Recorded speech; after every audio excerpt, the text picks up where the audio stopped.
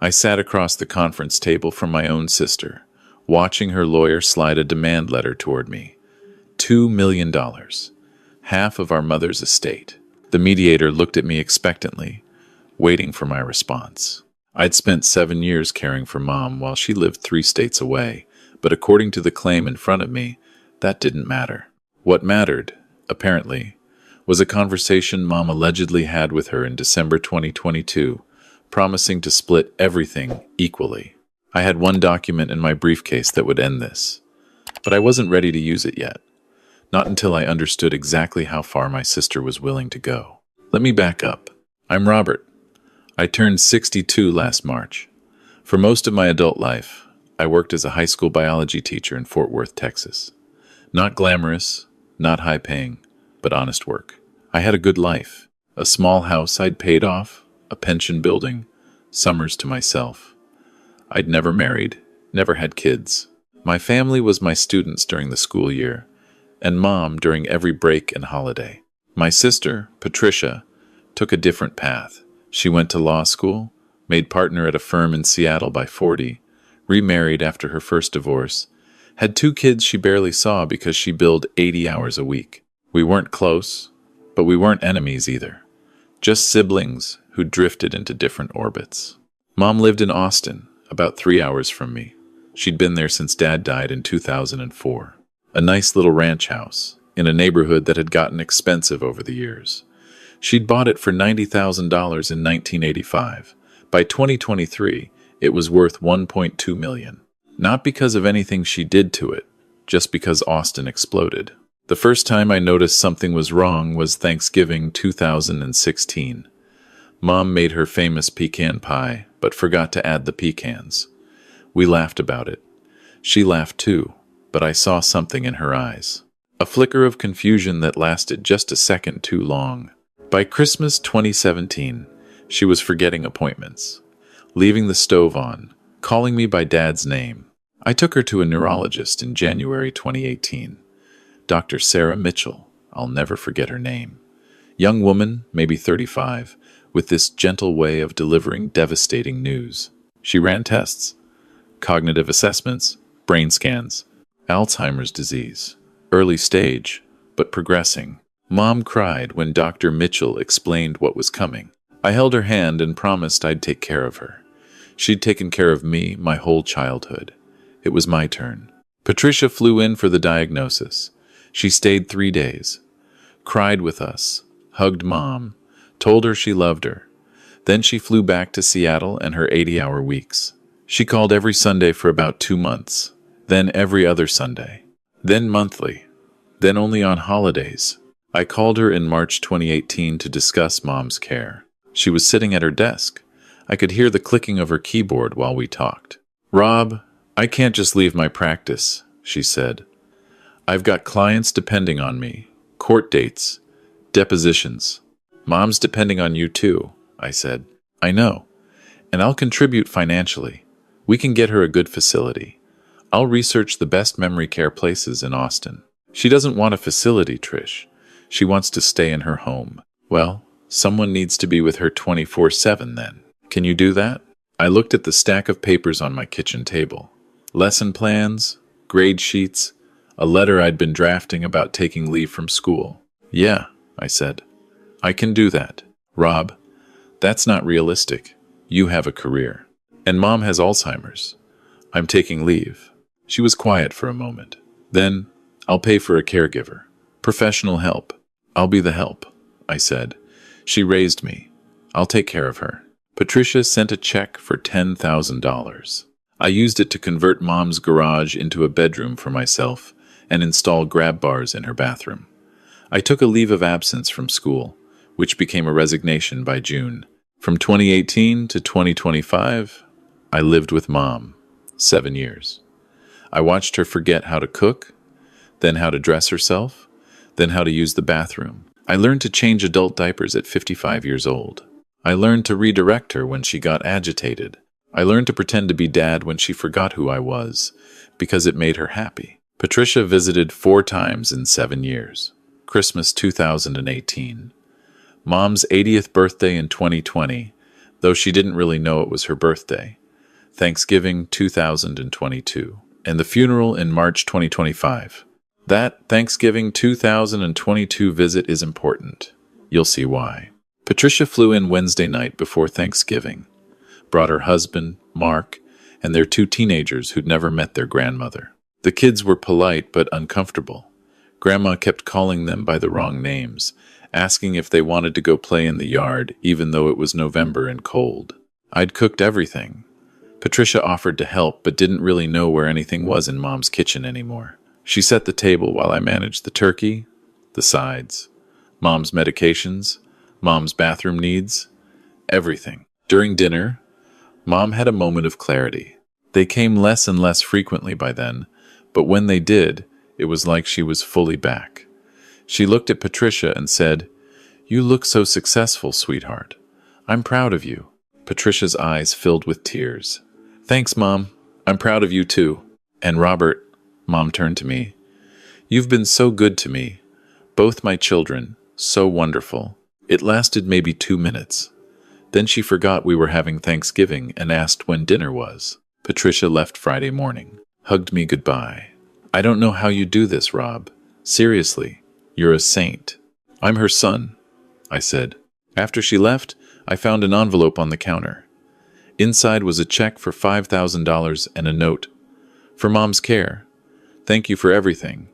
Love, Trish." I deposited it into the account I'd set up for Mom's medical expenses. I'd burned through my savings by then. The pension from teaching wasn't enough to cover 2 households, even though I'd sold my Fort Worth house. I'd taken out a line of credit against Mom's house to pay for her prescriptions, her supplies, the physical therapy, everything Medicare didn't cover.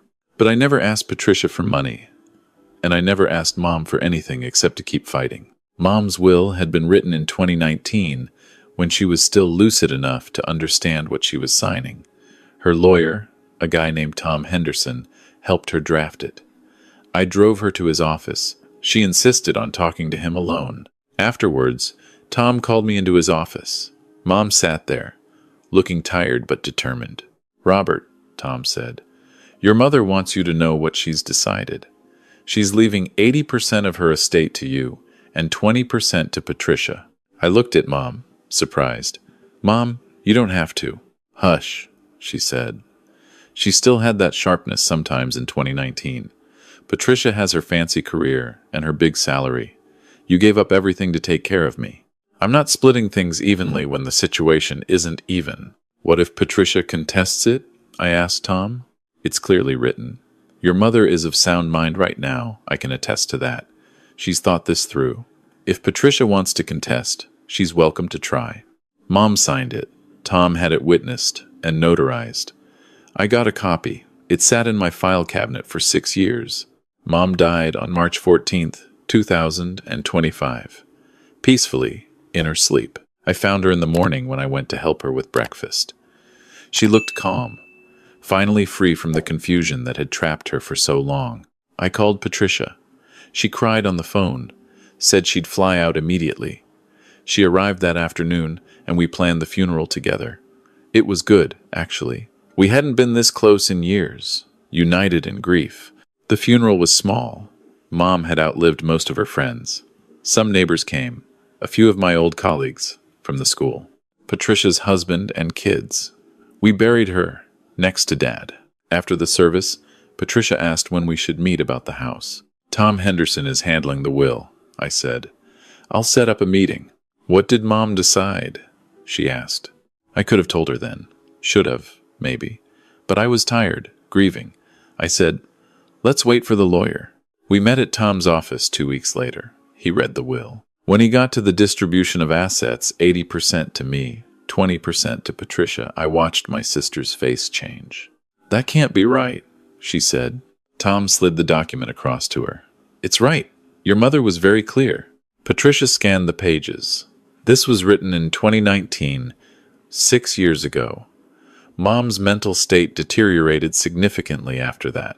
"The will was executed when she was competent," Tom said.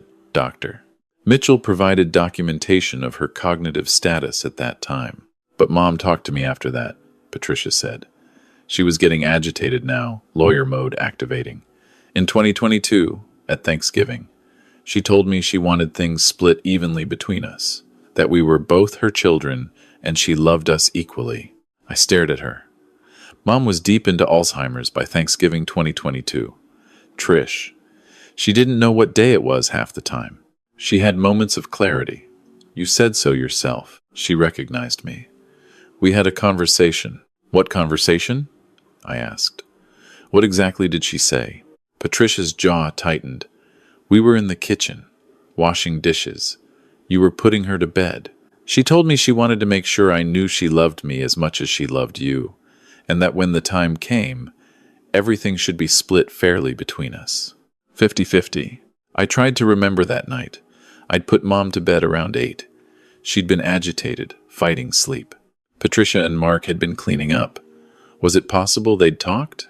Even if she said that, I said carefully, she wasn't legally competent to change her will. So, you're really going to do this? Patricia's voice rose. You're going to take almost everything?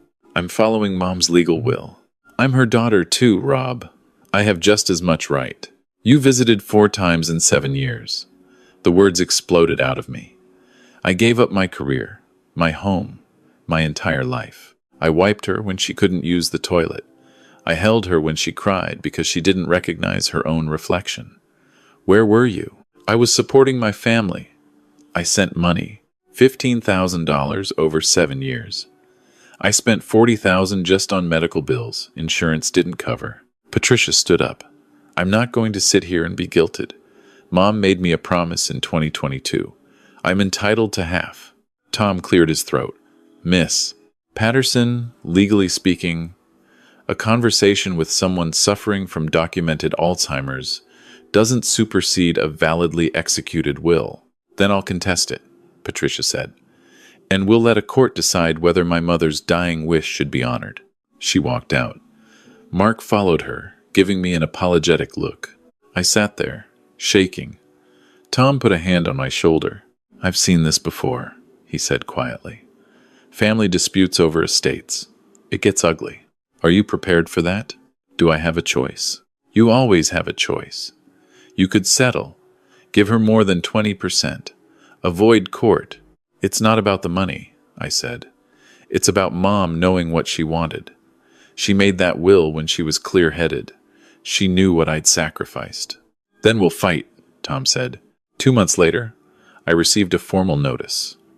Patricia had filed a will contest, claiming undue influence and Mom's altered mental state.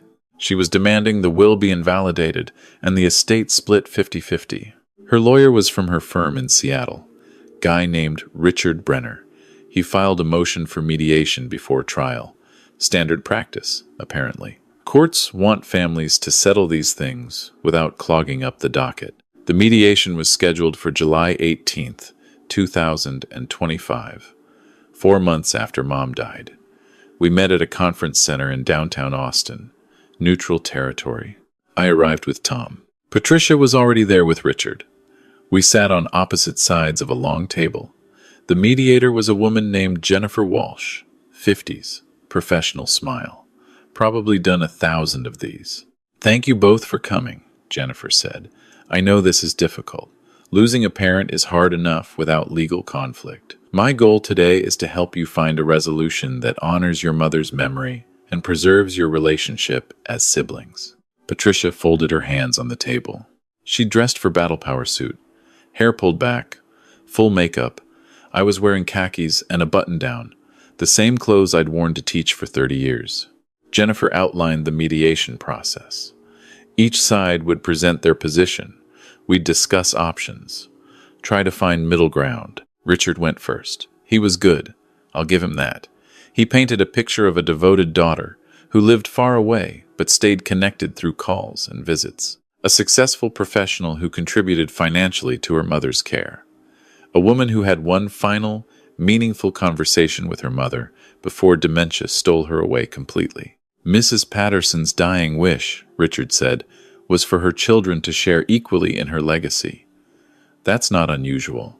Most parents want to treat their children fairly. Mr. Patterson's will, written 6 years before her death and before the full progression of her illness, doesn't reflect her final intentions. Then it was Tom's turn. He presented the facts. The valid will, Mom's documented competency in 2019, the clear decline in her cognitive function after that. Dr. Mitchell's reports. Robert Patterson sacrificed his career and 7 years of his life to provide care, Tom said. Patricia Patterson visited 4 times. The disparity in the will reflects Mrs. Patterson's recognition of that disparity in contribution. Jennifer listened to both sides, taking notes. Then she looked at me. Mr. Patterson, why don't you tell me, in your own words, about caring for your mother? I took a breath. Where do you even start? I moved in with her in 2018, I said. She was scared. The diagnosis terrified her. She kept saying she didn't want to forget her life, forget us. I promised I wouldn't let her go through it alone. That's very noble, Jennifer said. It wasn't noble. It was what she needed. Can you describe what the care involved? I described it. The progression from forgetting keys to forgetting how to eat. The nights she'd wander, trying to find her long-dead parents. The times she'd hit me because she thought I was a stranger breaking into her house. The brief moments of clarity that became rarer and rarer. It sounds exhausting, Jennifer said. It was the hardest thing I've ever done. And you didn't feel your sister should have contributed more? I glanced at Patricia. She was staring at the table. I didn't ask her to, I said. She had her own life. But you resent that she wasn't there? I don't, I stopped. Did I resent it? I don't know. Maybe. But that's between me and Trish. Mom made her decision about the will. That's what matters. Jennifer turned to Patricia. Miss Patterson, tell me about this conversation with your mother in 2022. Patricia looked up. It was Thanksgiving. Thursday night, maybe 9 o'clock. Rob was putting Mom to bed. I was in the kitchen with my husband, washing dishes. Mom came out. She did that sometimes, Rob said, wandering at night.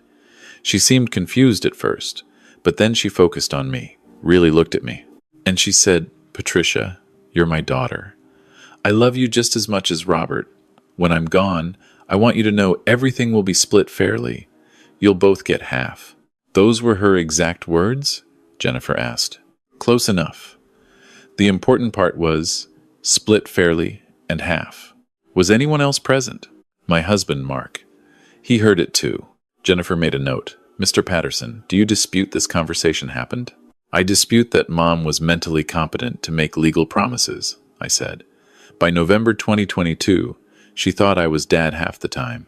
She'd ask me when we were getting married. She'd talk about needing to pick up her kids from school, meaning me and Trish, even though we were in our 50s. But she could have lucid moments? Jennifer pressed. Brief ones. Getting rarer. Long enough to express a wish about her estate? I saw where this was going. Long enough to say words, maybe. Not long enough to understand the legal implications. Not long enough to remember she'd already made a will saying something different. Jennifer leaned back in her chair. Here's what I'm seeing.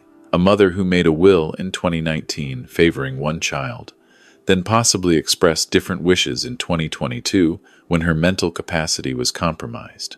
2 children who both loved her but handled her decline differently. One who gave up everything to care for her. One who contributed financially from a distance. She paused. The legal question is whether the 2019 will stands. The moral question is whether it's fair. The legal question is the only one that matters, Tom said. With respect, Richard countered. Equity matters. Courts can consider whether undue influence was exerted. There was no undue influence, I said sharply. I never asked Mom for anything. You were the one with her every day, Richard said. The one controlling access. The one who could have shaped her decisions. I shaped her goddamn diapers? I snapped. Sorry. I didn't influence anything. Tom can verify I wasn't even in the room when she made the will. Jennifer held up a hand. Gentlemen, let's take a break. 15 minutes. We reconvened. Jennifer had clearly been thinking. I'd like to propose a settlement, she said. 60-40 split. Robert gets 60%, Patricia gets 40%. It's a compromise that acknowledges both Robert's caregiving and Patricia's status as an equal child. I felt like I'd been punched. Mom wanted 80-20. Your mother also possibly wanted 50-50 in 2022, Jennifer said. We're finding middle ground. The will is legal, Tom said firmly. We don't have to compromise. You don't, Jennifer agreed. You can go to court, spend tens of thousands on legal fees, drag this out for years, destroy what's left of your relationship, or you can settle now, keep more of the estate intact, and move on with your lives. Patricia was watching me. I couldn't read her expression. Rob, she said quietly, please. I know you did more than me. I know you sacrificed. But she was my mom, too. I loved her, too. And she told me she wanted us to share equally. Maybe she was confused. But that was her heart speaking. Can't you honor that? I wanted to. God, part of me wanted to just give in. Take the 60%. Preserve some semblance of a relationship with my sister. But another part of me, the part that had held Mom through 7 years of decline, that had watched her forget everything she'd ever known, that part knew what she'd wanted.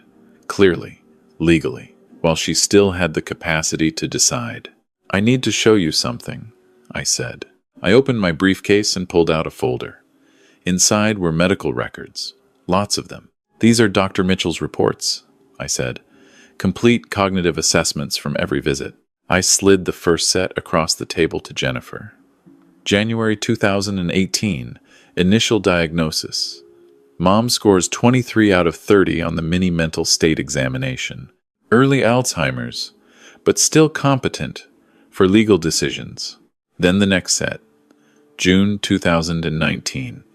6 months after she made the will, score drops to 20. Moderate decline, but still above the threshold. Then I pulled out a different document. This is from August 2022.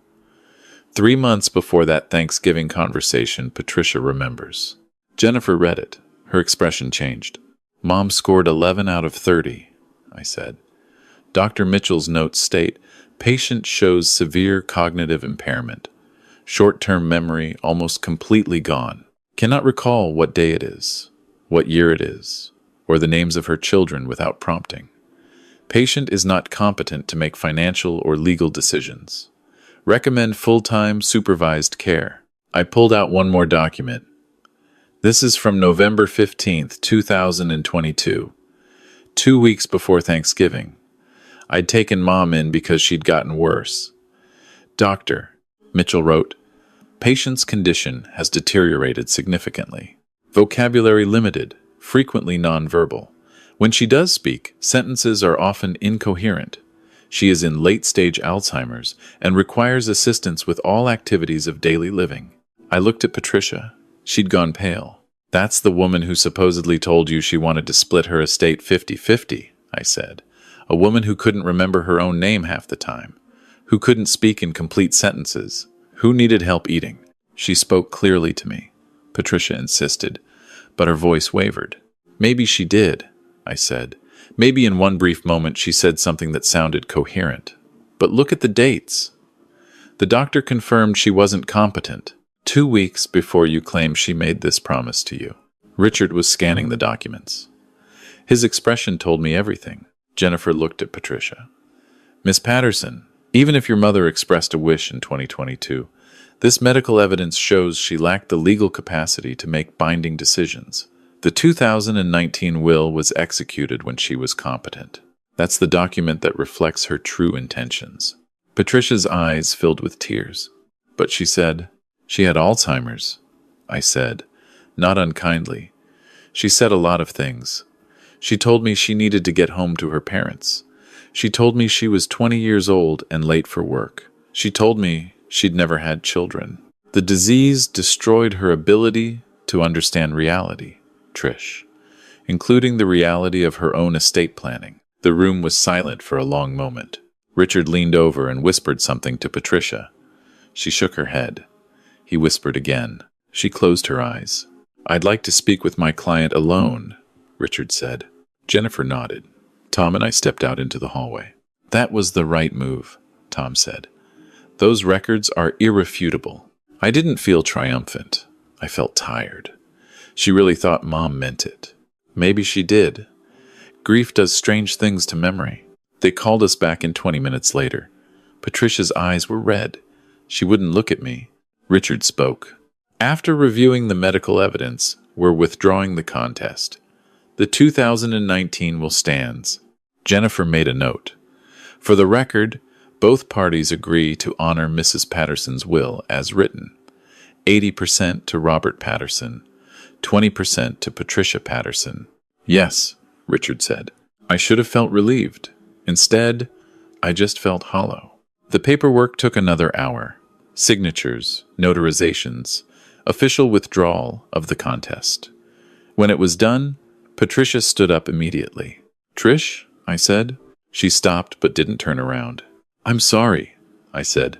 For what? You won? I'm sorry you weren't there. I'm sorry you missed those 7 years with her. I know you had your reasons, your career, your family, but you missed seeing her, really seeing her, at the end. And I'm sorry for that. Patricia finally looked at me.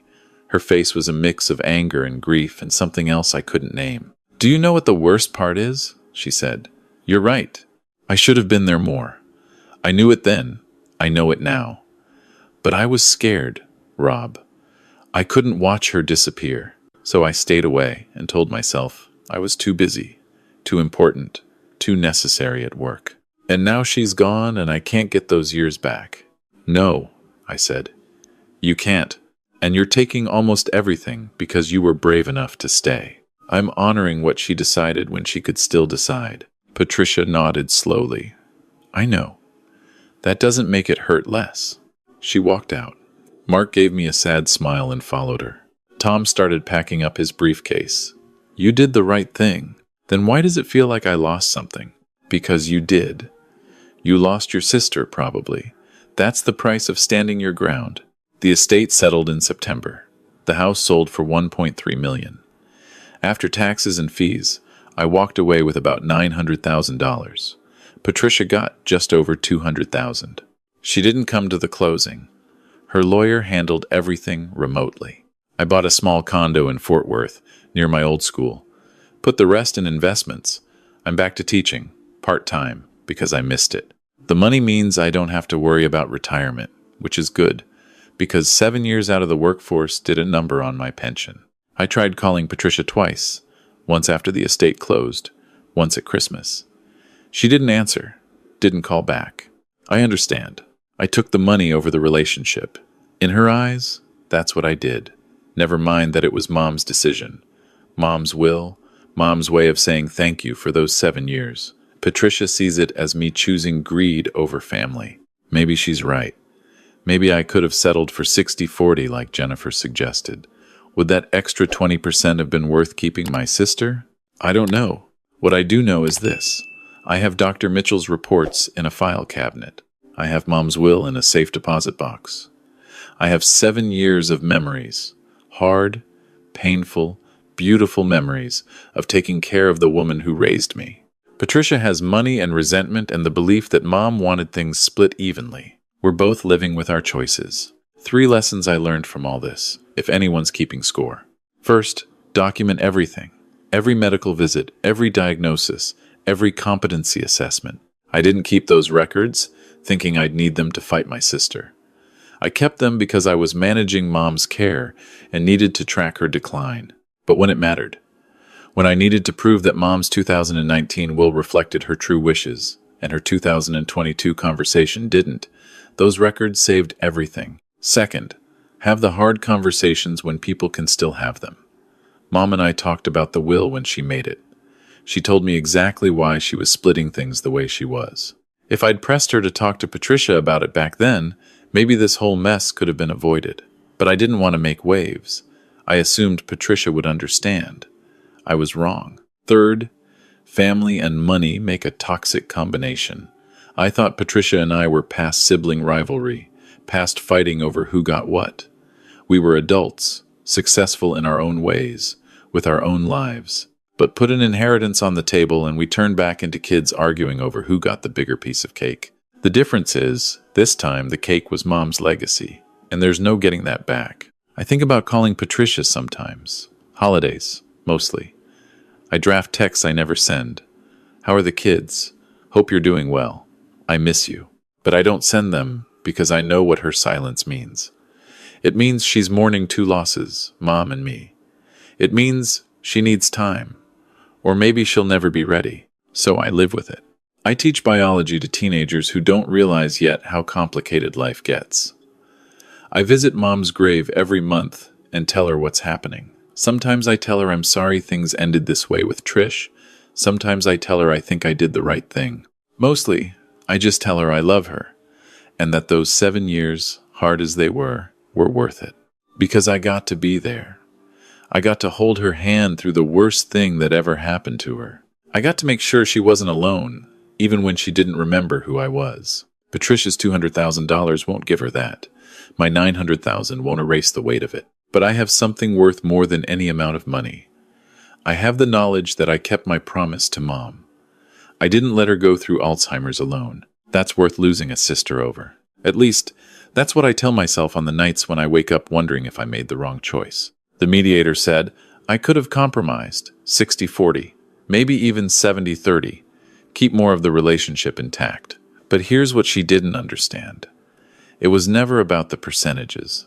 It was about respecting what Mom wanted when she still had the capacity to want anything. Patricia thinks Mom's dying wish was to split things evenly, but Mom's dying years were spent forgetting she had children at all. Her real wishes, her clear, legally documented, mentally competent wishes were written down in 2019. I honored those wishes. If that makes me the villain in my sister's story, I'll have to live with that. But I'll sleep at night knowing I did right by Mom.